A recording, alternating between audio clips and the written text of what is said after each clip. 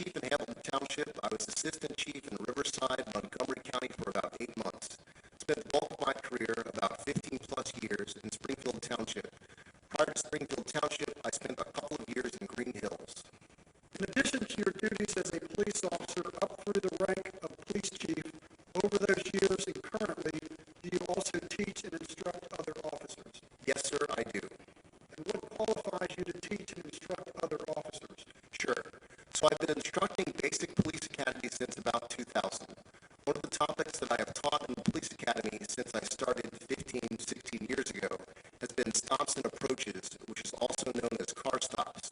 Additionally, I hold the title of Police Academy School Commander and recently was asked to sit on the OPATA Peace Officer Curriculum Board to revamp the curriculum for traffic stops. Pursuant to that career, especially in teaching, have you ever instructed the defendant, in this case, Ray Tensing? Yes, I have. Do you see him in court here today? I do. Point him out, please. Seated across the table wearing the gray shirt.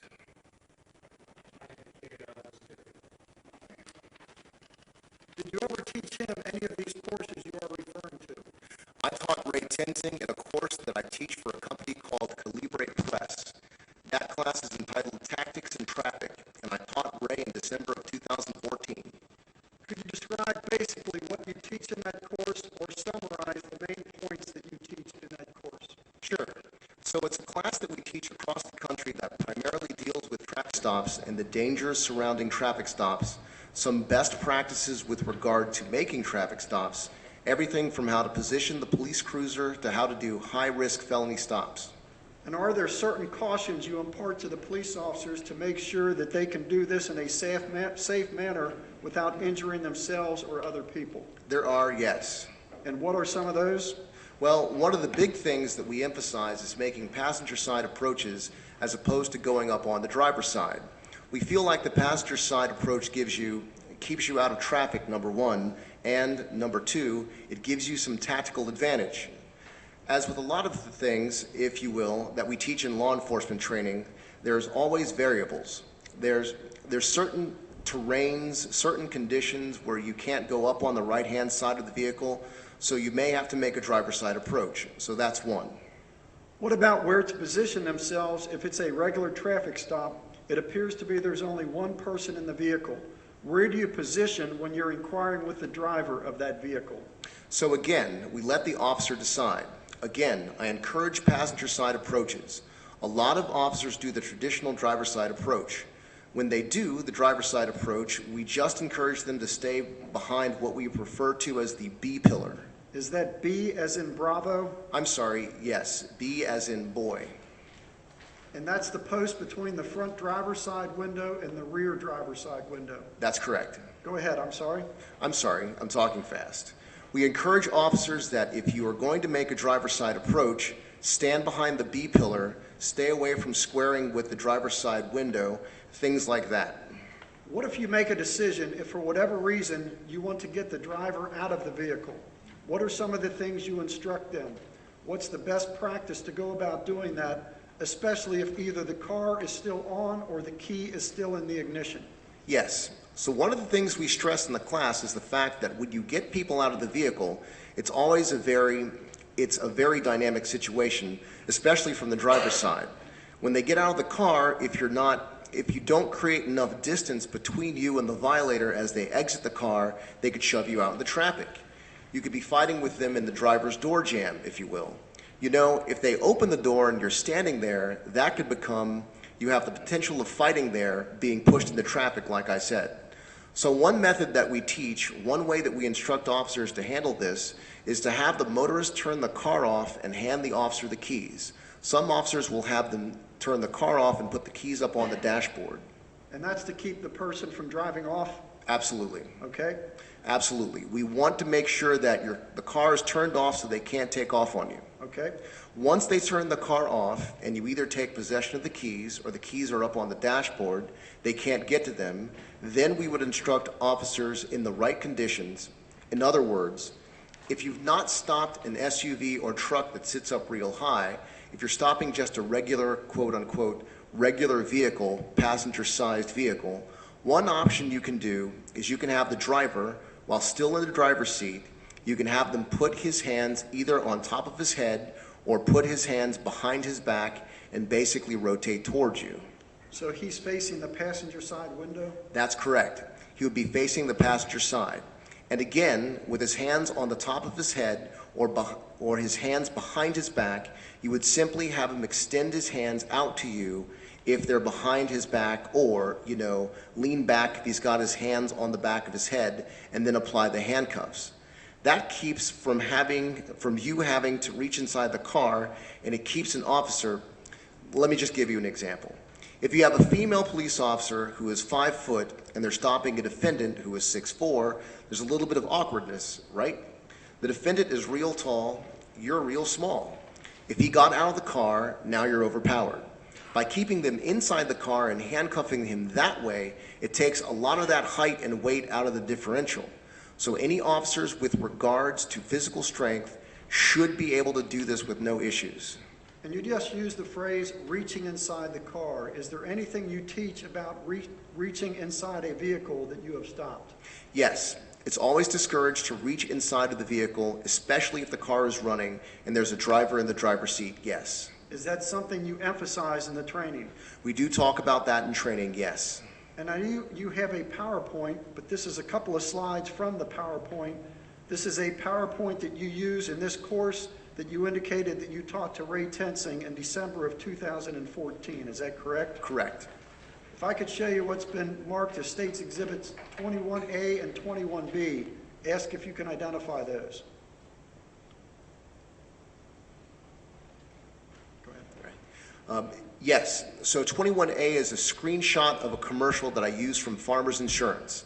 It's a cheesy commercial, but it reflects it's a teenager driving a car, and he crashes it into a front yard. It shows the actor in the movie reaching inside the car, taking the keys out. And what I do is, on the PowerPoint slide, it stops when the guy reaches inside the car. I display this, and on the screen it says, never, never, never, never reach into a vehicle. Again, I just kind of use that to illustrate when I speak. It kind of gives you a visual of what I'm saying. Okay, and the jurors are not here right now, but we will at this point in your testimony display this. Move this into evidence. Any objection? No objection. We will display that for the jury at this point. States Exhibit 21B, if you can identify that. 21B, unfortunately, this is a PowerPoint slide that I use immediately following this one that depicts Officer Kevin Crayon from the city of Cincinnati. Unfortunately, back in 2000, he stopped a vehicle or had an encounter with a young man at a gas station parking lot on Coleraine Avenue and reached inside the vehicle. He got entangled inside the car. The car took off, and it ended up killing Officer Kevin Crayon. The young man driving the car also passed away. I popped this up as a reminder, unfortunately, of the realities that we face in this profession every day. I would at this point move into evidence States Exhibit number 21B. I'll display this for the jury. So you're basically emphasizing to the students that you don't reach inside a car, because if you do, this might be what happens to you. You might end up like Officer Kevin Crayon and lose your life as a result. Correct. No further questions of this witness.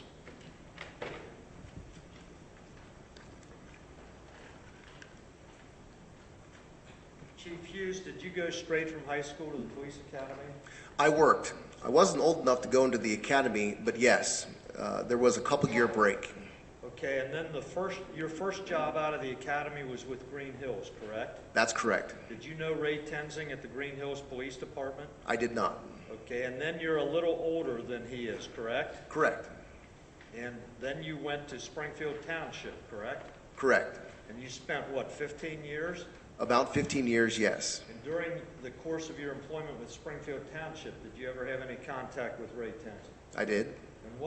And that was when he was with the Green Hills Police Department? Yes, sir. During your police career, you've had firearms training, correct? I have. Does that firearms training ever teach you to shoot to kill anybody or teach you to wound anybody? No. Shoot to stop the threat. Thank you, sir.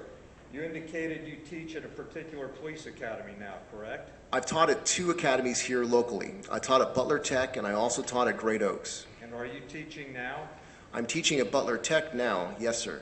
During your 17 years or 15 years on the street or whatever, it was, well, I guess at 17 by the time you had green hills on, correct? Yes, sir. Did you ever reach into a car? I have. Now, you would agree with me, would you not, that vehicle stops are one of the more potentially dangerous aspects of the law enforcement profession? Absolutely. That comes right out of the OPATA manual, is that correct? That's correct. Would you agree with me that the OPATA manual also says never reach into a car with your dominant hand? If you showed me the curriculum, I don't want to say yes or no, and here's why. The curriculum was just rewritten, so depending upon what version you're looking at, because I'm going to assume that Ray's version was the older version, that may well be in there, yes, sir. I would have to see it. I'm sorry. Again, I'm referring to, and I don't have it back here in this deposition room, well, I might. I have it on a disc specifically. Sure. I don't have that with me actually, but how about no? I don't have that particular site with me, but if I told you that in the vehicle stops and approaches section, it indicated that an officer should never reach into a car with his dominant hand. Would you agree with that? Maybe in the old manual. I'm sorry. I'm not trying to be difficult because the only reason I say that is in the new manual, I know that was a topic of discussion. So I apologize. I'm not trying to not answer your question. What is the dominant hand? Is it if it's referring to a dominant hand, can you tell the ladies and gentlemen of the jury what that is? Sure. The dominant hand would reflect primarily what hand the officer would draw his sidearm with. So if he's right-handed and he carries his weapon on his right-hand side, then the right hand would be dominant. If he's left-handed and carries his weapon on the left-hand side, he would be left-hand dominant. Thank you, sir. And actually, I believe that is in section B. It's on page 31 of 72 pages in the vehicle stops and approaches. 16I says the officer should never reach into a vehicle or grab anything near the suspect with the dominant hand. Have you ever seen that before? That sounds like the old manual that he would have received when he went through the academy. That sounds correct. Thank you, sir. Yes. Sorry about the confusion. That's okay. I'm sorry. You talk about handcuffing a suspect or one way to control a suspect when you're going to get them out of the car, and you talk about what I'll refer to as a handcuffing in the car technique. Yes, sir. That would require, in order to accomplish that you open the car door where the suspect is seated, correct? Correct. You indicated that you emphasize in your training that officers ought to make passenger side approaches, correct? Absolutely. That is not written in stone or any absolute requirement. No, it's not. Would you agree with me that there are no absolutes in law enforcement? Correct. Every situation is different. Yes. And you've just shown the jury, or the jury will be shown slides from your traffic course. The one that says never, never, never reach into a car, in the ideal world, that's what would happen, correct? That's correct. In the real world, I would assume that you would agree with me that that doesn't happen, especially all the time, 100% of the time. Yes. Would you agree with me that officers frequently and often reach into cars? Frequently is a tough word. I would say it does happen. And it happens around the United States. Would you agree with that? Yes. Yes, it does. Would you agree that there are often stories in the news about officers who have done that and who have been dragged as a result of it? Absolutely. And would you agree with me that there are oftentimes officers will do that and nothing ever happens? They pull it off safely. Correct.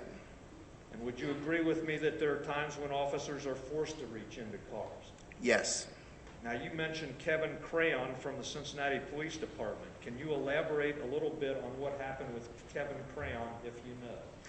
I could tell you what I think I know. How's that? In that, Kevin got dispatched to a gas station on Coleraine Avenue for a juvenile driving recklessly. Kevin went to turn the car off, at which point the kid started to put the car in drive. Something transpired, and Kevin reached into the car. As I understand it, his hand got caught up in the steering wheel. The kid accelerated rapidly down Coleraine Avenue with Kevin, in essence, hanging on. Kevin pulled a service revolver out or weapon out and fired a round. Kevin fell off the vehicle, and I believe the kid drove home to Whitten Terrace or Bahama Terrace or Hawaiian Terrace, where he passed away. And Kevin Crayon also passed away as a result of that incident, correct? Correct. And that is your prime example of never, never, never reach into a car. Right. But you agree that it happens. Correct. Would you agree that oftentimes officers react instinctively in situations? Yes. I think we're finished. Everything's on redirect.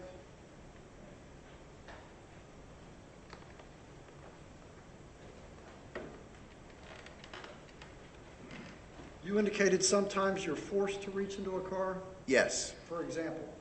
I think the most common one would be when a drunk driver passed out behind the wheel. Guys will reach into the car and they'll take the keys out of the ignition so the guy doesn't start driving away. You know, if you walk up to a car and a guy pulls out a knife and starts stabbing the kid next to him, you're going to reach in and try to grab the knife from him. There are those types of situations, yes. And you indicated that you're not taught to shoot to kill. You use the terminology stop the threat, is that correct? Right, But sometimes to stop the threat, you will shoot to kill. right, yes. Nothing else from us. Nothing further. I concluded the deposition. Thank you, Mr. Nelson, for your assistance.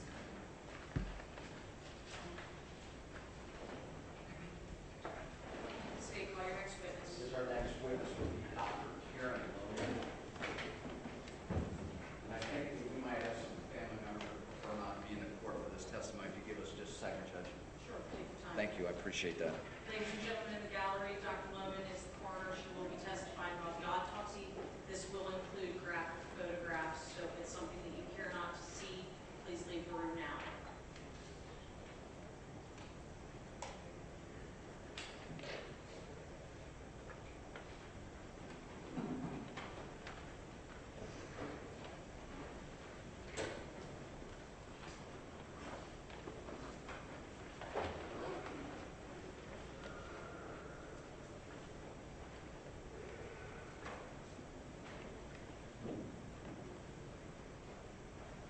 Good morning, Doctor. Please raise your right hand. Do you solemnly swear the testimony you're about to give is the truth, the whole truth, and nothing but the truth, so help you God? I do. Very good. Please take a seat. Put the microphone down to you.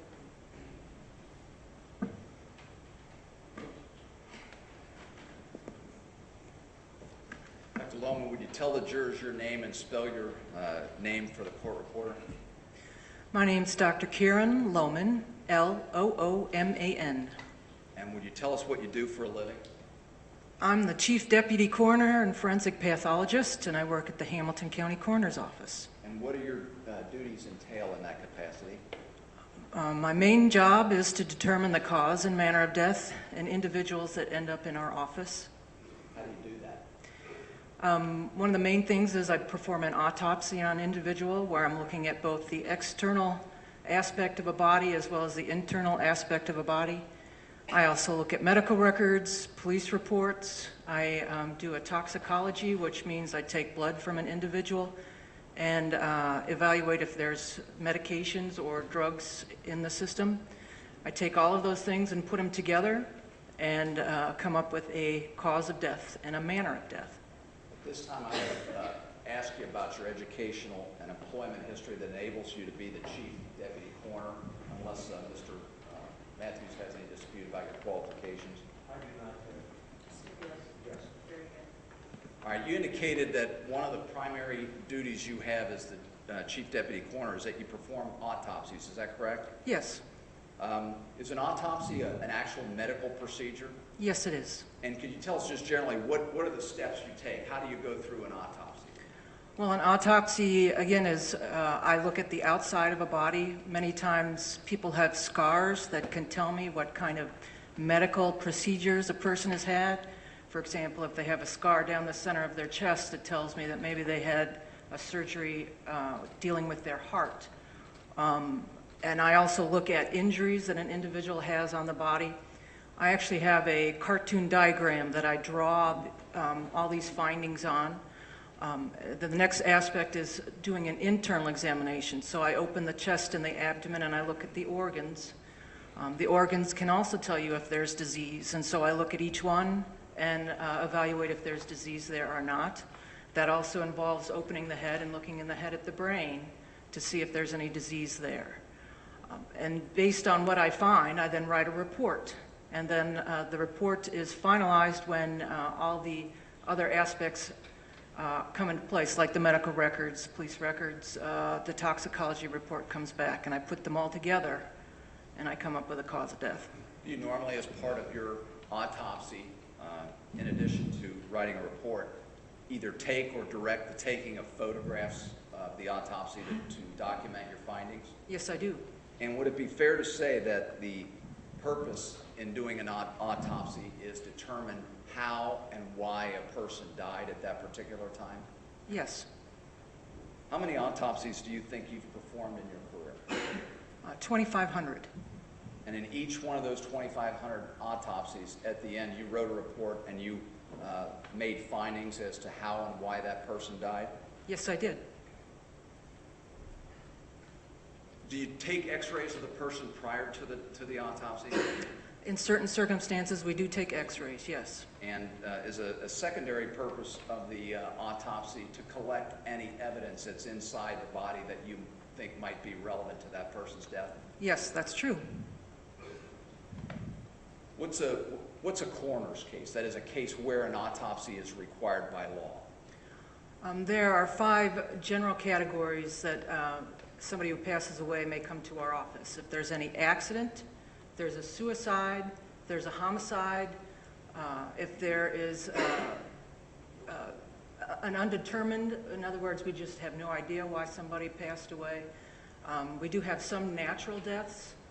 People who pass away and don't have a physician, they need somebody to sign a death certificate, and I end up being their physician for a day when I do their autopsy. So those are the type of the cases that come through our office.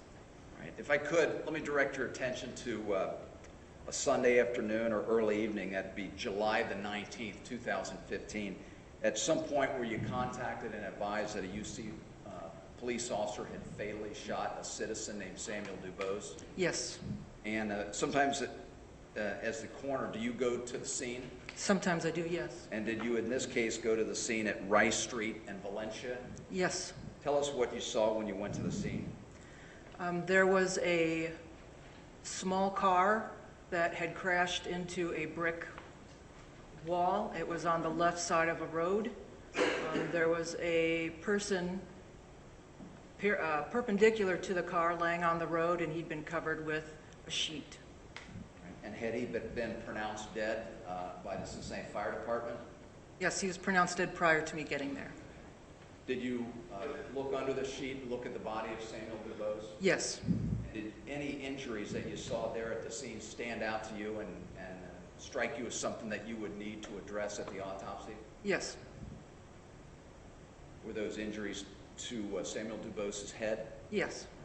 Now, at that point, did you determine this was definitely a coroner's case and an autopsy was required? Yes. Did you direct that the body be transported to the Hamilton County morgue? Yes. And where is that? That's on Eden Avenue. It's very near UC Hospital. And that next morning, did you perform an autopsy on Samuel Dubose's Yes. body? Yes, I did. And just for purposes of identification, would he be referred as a male black, 43 years of age, about 6 feet tall, and about 180 pounds? Yes. Tell me how the autopsy of Samuel Dubose started off. Samuel Dubose came into our office in a white body bag. We opened the body bag, and you take photographs of Sam, how he was dressed, how he appeared when we put him in the body bag. We then take the clothes off and evaluate the clothes for defects, blood, anything that could be of evidentiary value. We document that. We then document Sam's body with photographs, as well as me drawing on a cartoon piece of paper. It's a cartoon of a body. I document it that way. I look for the injuries, and I describe the injuries on my diagrams, and then we proceed to go and do an internal examination. Did you do an autopsy, an x-ray in this case? Yes, we did do an x-ray in his case. Did it reflect to you the presence of any objects inside of Samuel Dubose's body? There was a metallic object in Sam's head. Okay. And you said the clothing comes with the person when they come to the autopsy, is that correct? Yes. And that you look at that clothing for defects? Yes. And did you notice a hat in this case that appeared to have a defect that looked like a bullet hole in it? The hat did not come with the body. Okay, that was submitted later? Yes. All right, when it was submitted by Cincinnati Police, did you have an occasion to look at it with Kevin Laddick, the firearms examiner? Yes. Okay. Let's talk about the external examination of Samuel Dubos's body. What injuries did you note on the outside of Samuel Dubos's body? Samuel had a gunshot wound to the left side of his head. It was above his ear. He had a second gunshot wound on the right side of his head behind his ear. He also had a cut through his eyebrow. I call it a laceration. And he had scrapes to his knees. With regard to the gunshot wound, now you've talked about two gunshot wounds, a gunshot wound on the left side of his head and a gunshot wound on the right side. As you examined the body externally, were those two separate and distinct gunshot wounds, or were they part of a single gunshot wound? They're considered part of one gunshot wound. It's an entrance and an exit. So it's part of one path of one bullet. And as you examine a body externally, are you oftentimes able to tell which is the entrance wound and which is the exit wound? Yes. And could you tell us how you do that? Let's start with the left side of Samuel Dubos's head. And if you could on yourself, show the jurors and describe where that bullet entered his head. So the bullet entered above his ear, right here. And usually a bullet, when it touches the skin, it actually deforms the skin a little bit. It's pushing its way into the skin. It actually tears, a little tear, as it's creating a hole. And so when I look at a wound on a body, I look for that tear. I call it an abrasion collar. That will tell me that's the entrance. Now, once the bullet goes through a body, the bullet usually goes in a straight line, but it does get a little off kilter when it strikes things like bones. So I look at the other side. The other side was what I considered the exit, and that was behind his right ear on the bone back there. And when the bullet exits, most of the time it splits the skin, so you won't see that abrasion collar that you see on an entrance. It's escaping and splitting the skin. And when I said before that sometimes the bullet starts to tumble when it hits something in a body, like, for example, bone, it won't make a perfectly round circle when it exits. It splits the skin because maybe the bullet's going sideways, or maybe the bullet's going backwards when it exits the body instead of frontwards where the bullet has a point to it. So in this case, the linear, they look like cuts behind his right ear are consistent with an exit wound. And that would also confirm or be confirmed by the finding that you'd made at the autopsy that there was a metallic fragment still in his head within that same general path? Yes. I'll come back to the laceration on the eyebrow in just a second. Did you discover any other significant injuries externally on Samuel Dubos besides those gunshot wounds and the laceration on the eyebrow? Just an abrasion to his knee. Okay. Now, after this external exam, did you open up Samuel Dubos's body and look for internal harm to the body? Yes. Were you able to look, in this case, at that entrance wound and the exit wound and follow the path of that bullet as it went through Samuel Dubos's head? Yes. Can you describe for the jury the path that the bullet took and what, if any, damage it did to him? The bullet entered, again, the left side of his head above his ear. It went through the skin and the bone of his skull. Now, the brain has two hemispheres, and underneath there's something called the cerebellum, which are two smaller hemispheres, and in between those is the brainstem, which is the start of your spinal cord that goes down your spine. So there's two big hemispheres and two small hemispheres, and then the start of the spinal cord. The bullet, once it went through the bone on the left side, scraped the underside of the two big hemispheres. In doing that, it cut off the brainstem, or the two lower hemispheres of the brain. It cut it off and then exited behind his right ear. In cutting off the brainstem, that's the center that tells your heart to beat. It tells you to take a breath. And so that's a serious injury. As you trace that path that bullet through Samuel DuBose's skull, inside of his skull, what was the direction or the path that it took? The bullet started out a little higher on the left, so it went downward. It went from up to down. It went backwards a little bit, and it went left to right.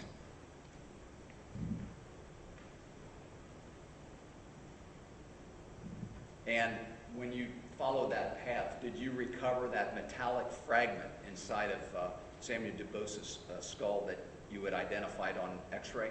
Yes, I did. If I can show you what we marked for the purpose of this trial, State's Exhibit number 23.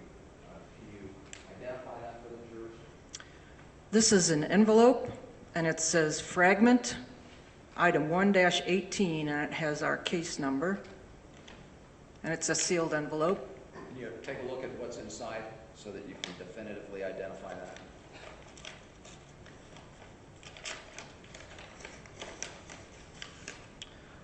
And what's inside is what we call our bullet box. It's a clear plastic container. It has a piece of cellophane, and probably what I removed is wrapped in that cellophane. Should I open that container too? No, that's fine. Just you identify the container. I take it you've marked it with similar markings so you can identify it as unique to this case? Yes, it has the case number, and it has the location of where we found the bullet fragment, and it has my morgue technician's signature on it.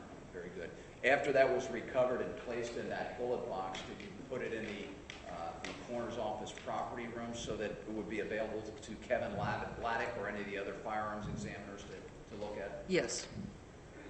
All right, now you talked about the path that the bullet took as it went through Samuel DuBose's body. You indicated it went through the brainstem, is that correct? Yes. Would that have been an immediately incapacitating, immediately fatal injury? Yes, that was immediate death. And what would have been the response of any of his arms or legs or appendages? As soon as that bullet cut off his brainstem, there was no more thought. There was no more purposeful movement of his arms and his legs. He essentially collapses based on the weight of his body, and he just comes to a rest wherever his body falls. So there's no more purposeful movement. All volitional action would have ceased at that point for Samuel DuBose? That's correct.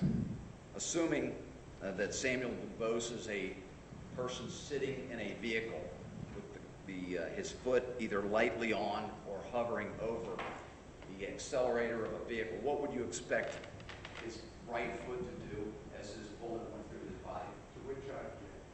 Very good basis. There's absolutely no evidence of what Sam DuBose's foot was doing at the time that bullet entered his head.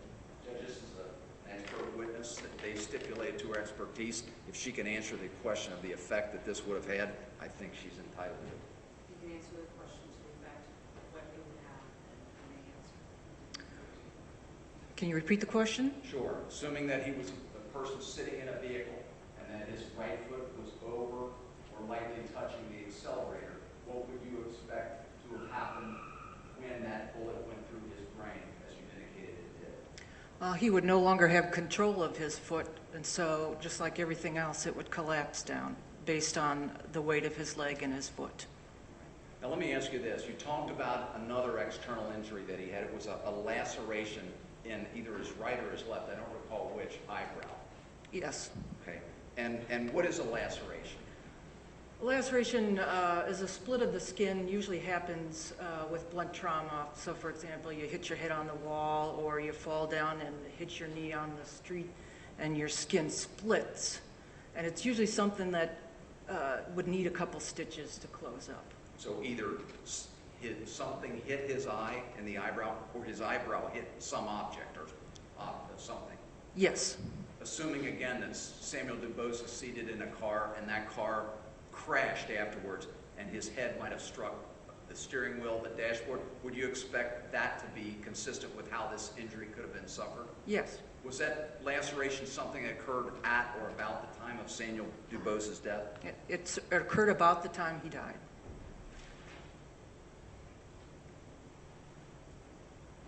Now, you did not stop your examination when you found these particular injuries, did you? That's correct. You did a complete examination of the body, including all organs, to see if there was any other illness or injury that would have contributed to his death on July the 19th, 2015? That's correct.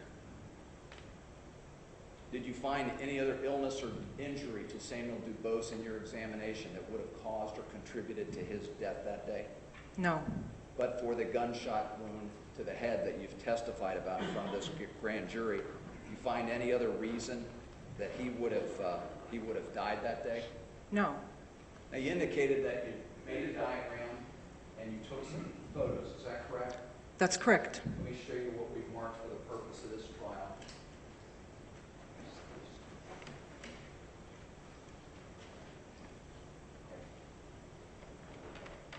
Judge, we're about to get into the coroner's diagram and photographs that I have previously argued objections to. I would like to review those objections, especially now that we've heard Dr. Wilman's testimony. No indication from her that she had any difficulty describing what injuries Sam DuBose suffered, and no indication from her that she had any need to use those photographs to describe those injuries. Very good. Over the defense objection, the photographs would be admitted. Let me start, Dr. Loma, State's Exhibit number 24A. Can you identify that for the jurors? This is the cartoon of Mr. DuBose's head that I drew my findings on. And those are your notations of the injuries that you saw, the laceration, the entry gunshot wound, and the exit gunshot wound? Yes. And then my next set of exhibits are States 24B through 24J. And don't identify them individually, but just go through them from front to back and take a look at those.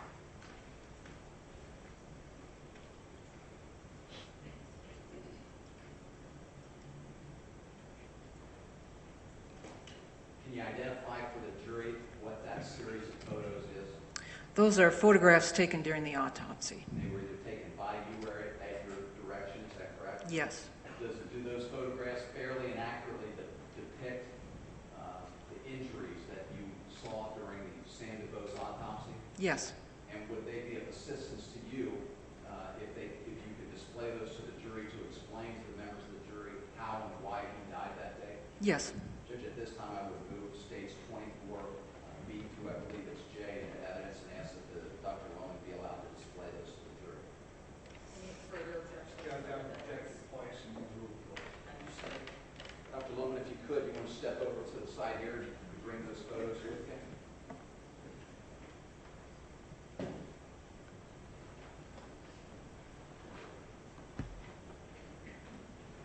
Go ahead. Start with, your diagram first. And if you just lay it there, you won't need to step over to the TV. You can just point right there and it'll show up. And point down line. Yes, you see your fingers on the screen there. All right. Go ahead. This is the cartoon diagram. As you can see, I've got a arrow pointing to his eyebrow, and I call it a laceration.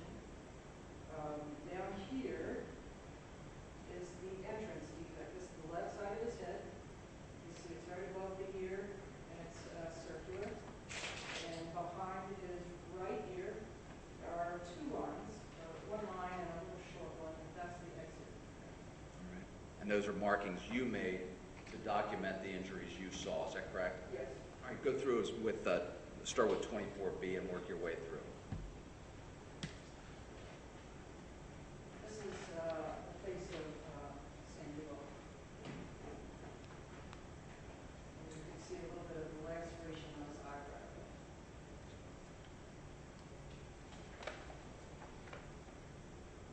This is the left side of his head. This is the entrance defect. And have you shaved away the hair there so the wound is more observable and you can get a better look at how the wound appears? Yes. Does that confirm what you said before about it being an entrance wound? Yes, I have another picture to show. Okay, go ahead. Just use the exhibit number so the record shows what you're talking This about. is E. So this is the entrance defect. And remember before I was talking about how the bullet, as it's pushing its way through the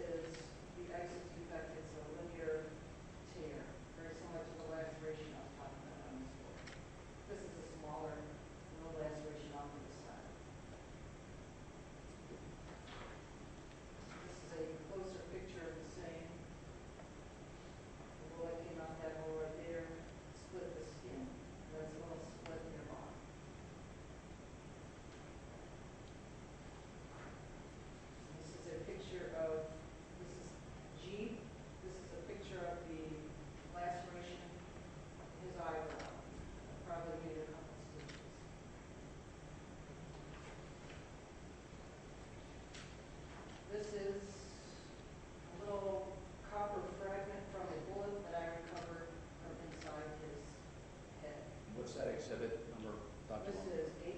Okay.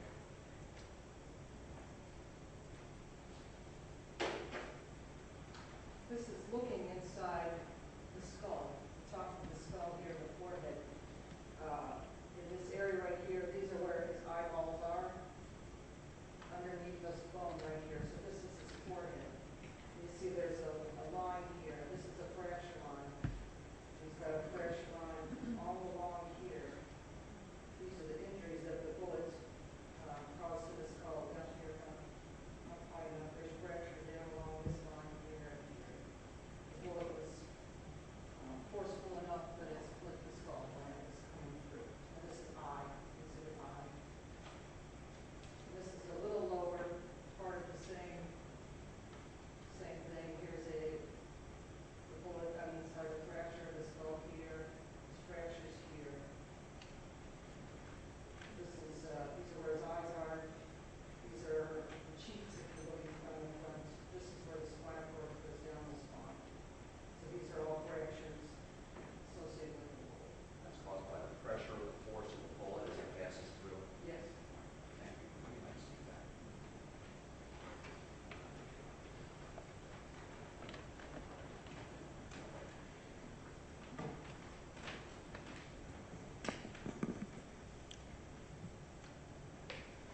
Dr. Lohman, I believe you indicate that the purpose of the autopsy is to determine cause and manner of death, how and why a person died. Is that correct? Yes. And based upon the autopsy you performed on Samuel Dubose, were you able to form an opinion in this case as to how and why he died, that is the cause and manner of death? Yes. What opinion did you reach in this case? The cause of death is a single gunshot wound to the head, and the manner of death is homicide. That's just a second, Judge. Take your turn. Thanks, Doctor. I don't have any further questions. Russ? Thank you, Your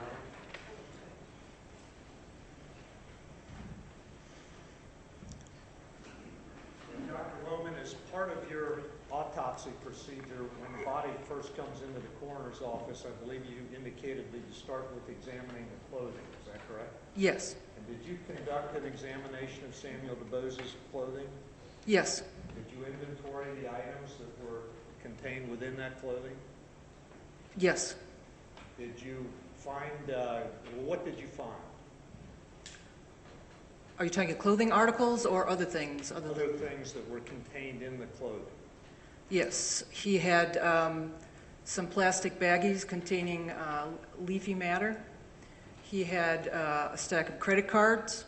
He had, in the front pockets, he had 6 individual dollar bills. And in the back pocket, he had a large quantity of money, $2,620. And did you later learn, Dr. Lohman, that the plastic bags with the green leafy material was marijuana? Yes. And in the, you indicated he had credit cards? He had a stack of various cards, some of them business cards. I believe there was one card, I don't know if it was a debit card or a credit card. Was there a state identification card? Yes. And do you know where that is today? It was destroyed. By who? At the time, our office takes those cards so that they're not used fraudulently elsewhere, and we destroy them for the This is state. an identification card issued by the state of Ohio? Yes. Do you have any information about that card, such as when it was issued? There's probably a photograph somewhere that has that information presented on the card. Do you have such a photograph? Not that I know of at the moment. You indicated that you next observed the exterior of the body, correct? Yes. And I note from your report that you noticed some striae. Is that a correct pronunciation? Yes. What is that? Stretch marks. What's the cause of stretch marks? Many times it's if someone weighed a whole lot more and then lost the weight, you end up getting stretch marks. Anybody who's had a child knows about stretch marks. Okay. You indicated, I believe, that Mr. DeBose weighed 180 pounds at the time you examined his body, correct? I believe so, yes. Okay. And you also indicated that as part of your examination, you asked for a toxicology report. Is that a correct terminology on my part? Yes. And you did that in this case? Yes. Does that assist you in your determination of manner and cause of death at times? At times, Would that have assisted you in this case? no. Okay. But you did do that as part of your examination of Sam DeBose's body, correct? Yes.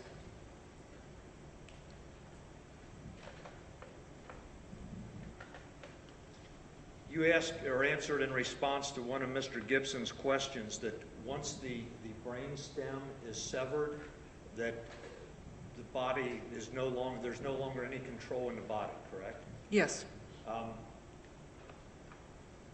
Does the body just cease all movement at that point? The body collapses. So there's a little bit of movement as you're collapsing and shifting as the weight shifts. But there's no more wiggling of your finger, no more waving, no more sniffing, or there's none of that, no purposeful movement.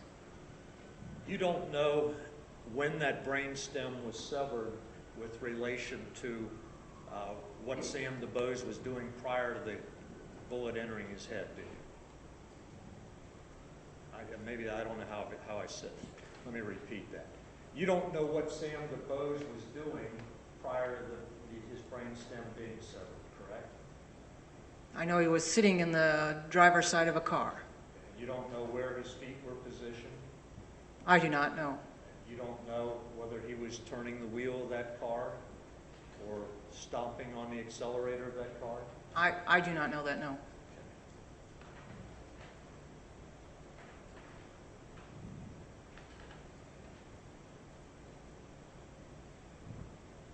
You indicated that you checked the body or checked the internal organs and determined whether or not there was anything else going on within an individual's body, correct? That's correct.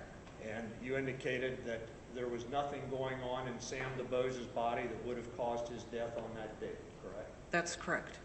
Were there any other issues with his health, or was he a completely healthy individual? Judge objection when approached. In chambers? Feel free to see the stretch, please.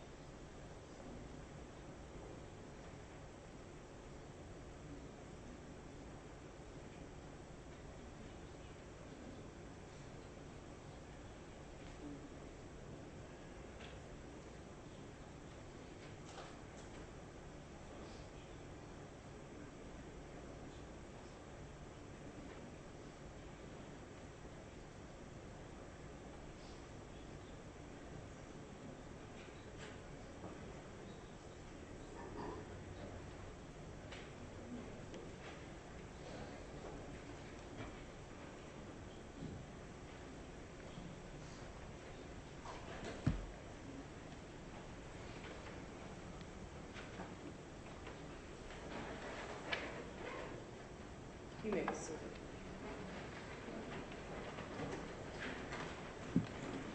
Just one moment until the reporter's ready.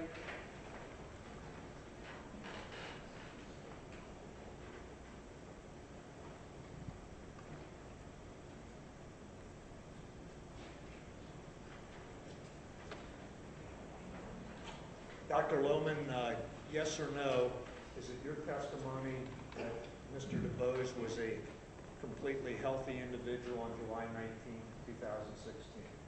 No. Thank you. And it's your testimony that the bullet that caused his death entered the top left portion of his head, proceeded on a downward trajectory, and exited the right side of his head, correct? Yes. Thank you. I have nothing further. Very good. Redirect? No redirect, thanks, Judge. Very good. Is this witness excused? Yes, Your Honor. Thank you. Mr. Matthews, any objection? No objection. All right, doctor, thank you for your time. You are free to leave the building. Have a good day. We need to take short recess to conclude the exhibits. Very good. Just counsel approach real quickly. This is off the record.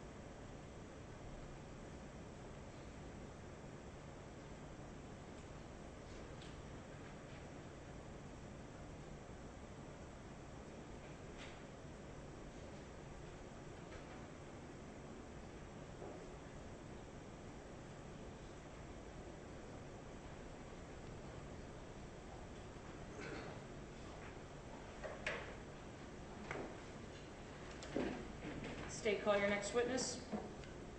Your Honor, with the exception of the patient regarding all of our exhibits, so will have addressed. Very good. Counsel in chambers. This will be very brief, ladies and gentlemen.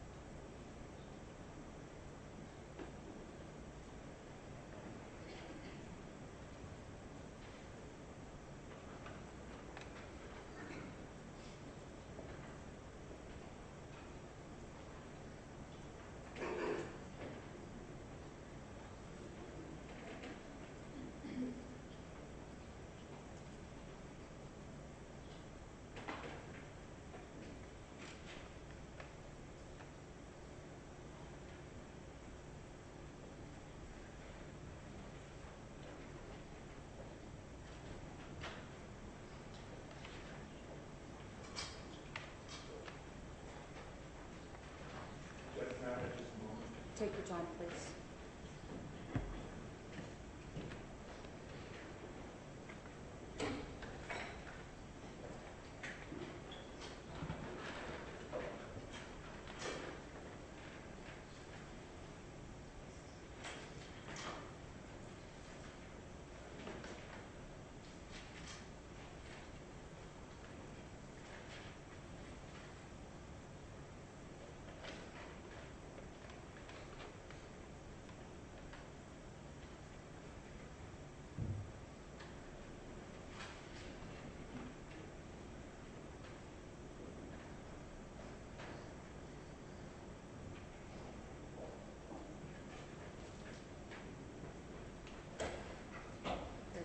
Just before you call your witness, Mr. Matthews, I am mindful of the time, folks. I understand, but I've promised you 1 o'clock. We'll adhere to that.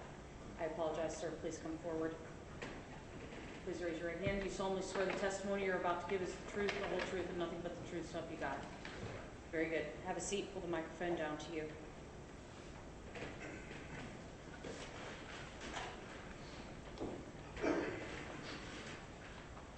Sir, will you start out by stating your name and spelling your last name for the record, please? Name's Jeffrey Van Pelt, V-A-N space P-E-L-T. And Mr. Van Pelt, by whom are you employed? University of Cincinnati Police Department. For how long have you been so employed? Approximately 2.5 years. Were you on duty on July 19th, 2015? Yes, sir. What time did you start working that day? 3 p.m. And were you assigned to a particular beat that day?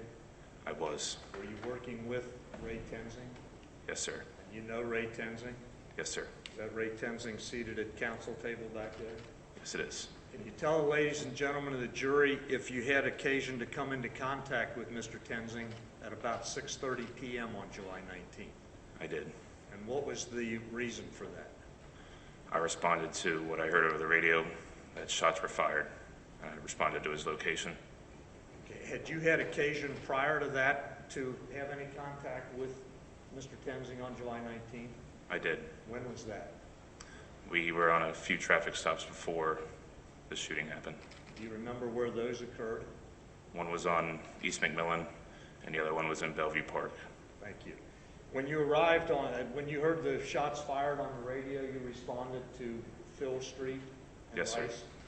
What did you find upon your arrival? When I arrived, Mr. DeBose's car was crashed into the telephone pole in a hillside. Officer Kidd, Officer Lenishman, Officer Tenzing were standing outside of the car, and I took a traffic post on Rice Street just south of Valencia. Did you have occasion to observe Officer Tenzing? I did. What, if anything, did you observe about his demeanor at that time? He looked scared to death, and to me, he appeared white as a ghost. I've never seen him like that. Were you able to observe anything about the condition of his uniform? I was. What did you see? I noticed that his handcuff case was scraped, and his pants were marked. Looked like it had a scrape on his pants. Did you observe any injuries on or about his person? I did not, but I did notice him shaking his left arm and looking down at his left elbow. Did he make any statements to you about what had occurred?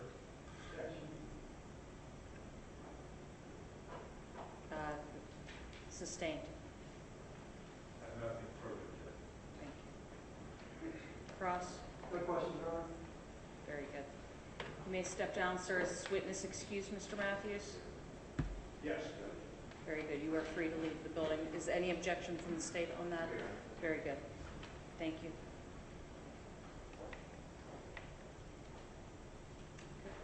Defense is calling their next witness.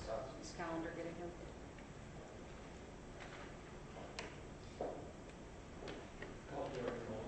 Very good. Sir, come on around here. Would you please, before you take a seat, raise your right hand? Do you solemnly swear the testimony you're about to give is the truth, the whole truth, and nothing but the truth, so help you God? I did. Very good. Take a seat. Have pull the microphone down to you.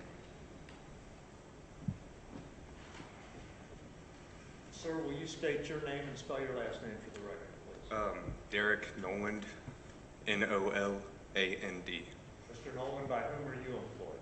University of Cincinnati. And in what capacity? I'm a police officer there. For how long? About 2.5 years. And were you so employed and on duty on July 19th, 2015? I was. Prior to 6:30 p.m. on that date, did you have occasion to have any contact with Ray Tenzing? I did. Was he working that day? He was. What was the nature of your contact with him? I believe I had multiple contacts with him. He backed me up on a traffic stop that day. We have briefing together. Is it correct that UC police officers were very active in making traffic stops? That is correct. Why was that? We were told to go out, be proactive, make traffic stops, and that's what we did. And that included areas off of campus, correct? It did. At about 6:30 p.m. on July 19th, did you have occasion to respond to the area of Phil and Rice Street? I did. And what was the reason for that? Really radio communication. Were you operating a one-man cruiser at that point? I was. And where did you respond from? I had a traffic stop myself. I was southbound on Jefferson. From there, I abandoned the traffic stop I was in to go back up Officer Tenzing. And what did you find when you arrived at Rice and Phil? When I arrived, Officer Kidd and Lieutenant Schmidt were already there. I exited my cruiser. I see Officer Tenzing's cruiser. Officer, I guess, Lieutenant Schmidt was operating the cruiser. And, at that point, I observed all three officers down the street. I returned back to my cruiser and headed that way. And did you have contact with Officer Tenzing? Briefly. Were you able to observe his demeanor? I was. What did you notice? He appeared very white, very almost just shocked, kind of. I've never seen him like that. Did he appear mad or upset No, he did not.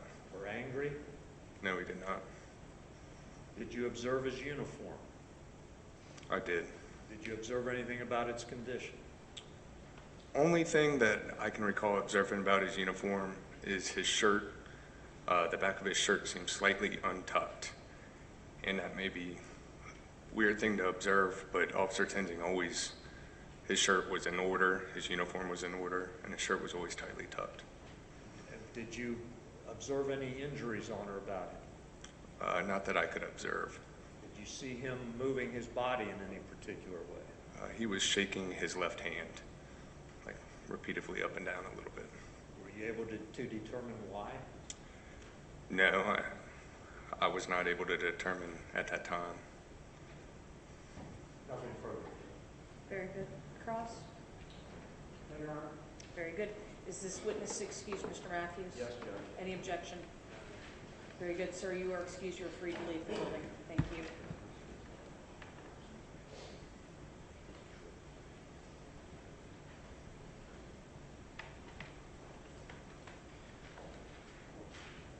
Let's call your next witness. Police Officer Thomas Wells.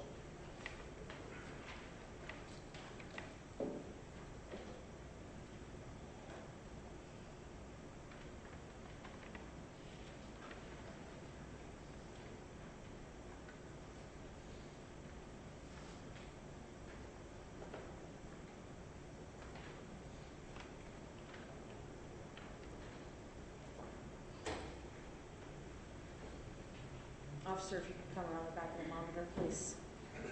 Thank you. Could you please raise your right hand? Do you solemnly swear the testimony you're about to give is the truth, the whole truth, and nothing but the truth, so help you God? Very good. Take a seat and pull the microphone down to you.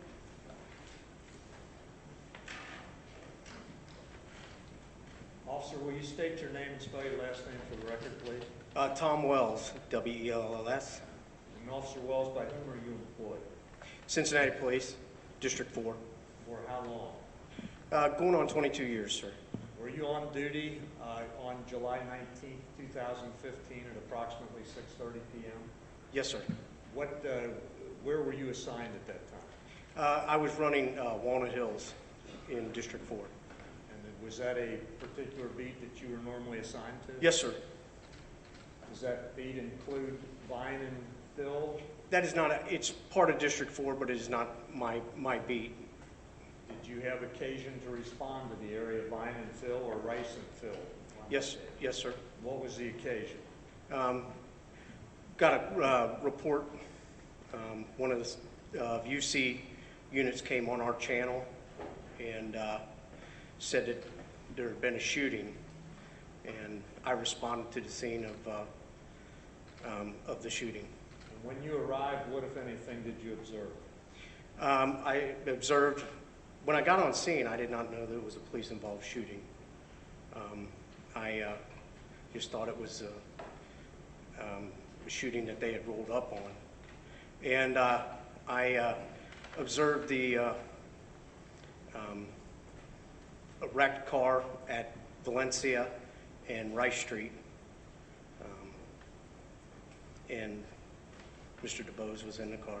And you determined then that it was an officer-involved shooting? I somehow found, yeah, I'd been there on scene for a minute or two, or a couple minutes, and learned that it was a police-involved shooting. Did you have any contact with Ray Tenzing? I did not have any contact with Mr. Tenzing. Did you observe him? I did see Mr. Tenzing at the scene. What, if anything, did you see about him? Mr. Tenzing was, when I observed him, was over by Sergeant Carter, who was, and Sergeant Asbury, or supervisors that arrived on scene. They're both with Cincinnati Police Department? Yes, sir. And I walked over there and got my orders from Sergeant Carter to start securing witnesses. And I did see Mr. Tenzing. Did you observe anything about him, either his physical condition or the condition of I his did body? notice that he was holding his arm and kind of rubbing it, and that I did notice some discoloration on the back of his pants. And did you have any conversation with him? I did not talk to Mr. Tenzing. Okay. Did Officer Tenzing, were you able to determine, did he appear angry to you at any point? No, sir, but I didn't have really much interaction with Mr. Tenzing. Officer Wells, during your career, have you ever reached into an occupied vehicle? I have, sir. Frequently? No, sir. Sometimes the circumstances require you to reach into a vehicle. Even though you know you probably shouldn't, correct? Yes, sir. Ross? Very good. Is this witness excused, Mr. Matthews? Yes, Judge. Any objection? Very good. Thank you, officer, for your time. You are free to leave the building. Thank you, ma'am. Thank you.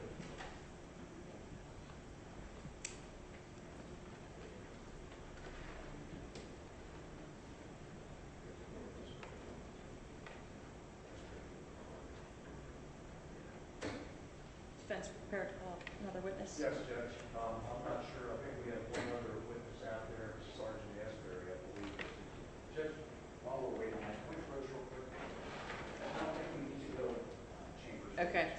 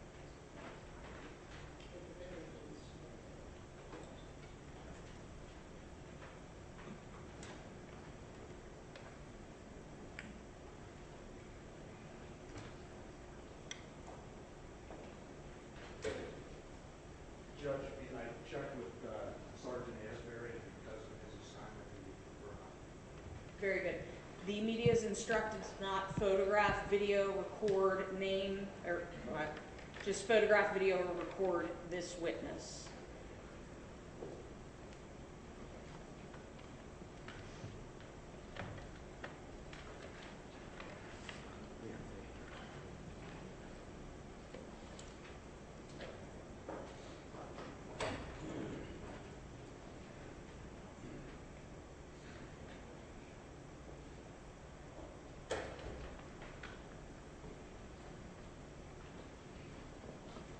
Good afternoon. Please raise your right hand before you take a seat. Do you solemnly swear the testimony you're about to give is the truth, the whole truth, and nothing but the truth, so help you God? Very good. Please take a seat and pull the microphone down to you. Sergeant Asbury, will you state your full name for the record, please? Nathan Asbury, And spell your last name? Asbury, And by whom are you employed? Cincinnati Police Department. What is your current assignment? Currently assigned to the Gang Enforcement Squad as a supervisor. And did you have a different assignment on July 31st or July 19th of 2015? Yes, I did. I was assigned to District 3. And were you on duty that day?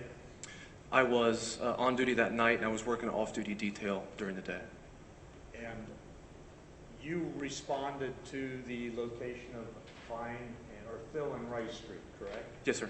That's not in District 3 where you were assigned at that time? Correct. Why did you respond to that location? I was working the off-duty detail in District 4 where the incident occurred, and was on my way to District 3 at the time, and happened to be close by. So you responded. Yes, sir. What did you find upon your arrival? When I first arrived, as I was walking from Phil to Rice, I saw there was a UC SUV police car parked in the middle of the street.